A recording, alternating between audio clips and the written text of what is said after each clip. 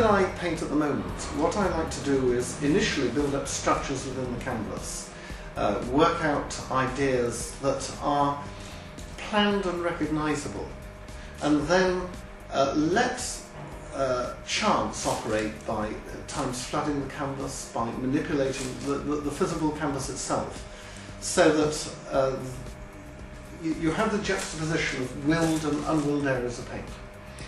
That dividing line between intent and the completely arbitrary. So I wouldn't say it's exactly chance that happens within the painting, it's more serendipity, if you like, that you start off with a structure and then you allow, in this case for example, it's using the paint in a very liquid way, you allow the paint to start to assume, the painting starts to assume its own identity, and then you can intervene within it.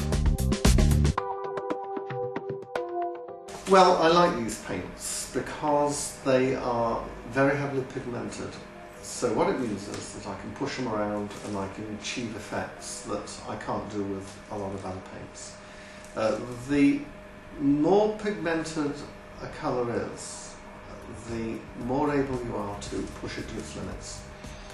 The better dispersed it is, the more flexible it is. And in my particular case, as an acrylic artist, I'm interested in seeing to what extent I can take the paint to new levels of physical manipulation.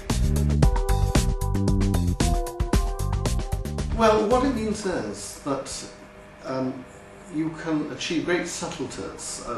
Let's take for example the phthalo blue red shades and the phthalo blue green shades. You see it here where you can make very subtle gradations between one area of a paint and the other. And by doing this, you can build up different levels of depth and crossovers which I wasn't previously able to achieve quite as easily as this. To be quite honest, as using acrylics over time, one does get used to colour shift and you make unconscious allowance for it. But that said, the less shift there is the better, because the great thing about acrylics is that you can achieve huge subtleties with the paint.